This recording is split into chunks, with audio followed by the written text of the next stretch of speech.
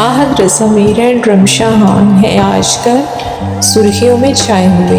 ये दोनों इस वक्त हैं टॉप ट्रेंडिंग कपल। चाहे कोई फ़ोटोशूट हो, अवार्ड शो या कोई डेटिंग पॉइंट, दोनों साथ में नज़र आते हैं।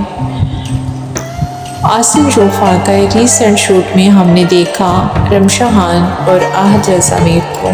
दोनों की केमिस्ट्री और दोनों की नज़दीकियाँ तो यही बताती हैं कि they are more than friends.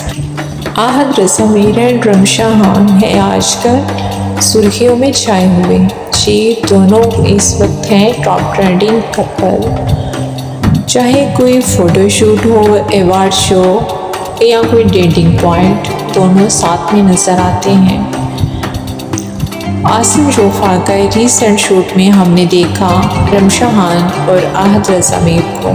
दोनों की केमिस्ट्री और दोनों की नज़दीकियाँ तो यही बताती हैं कि they are more than friends.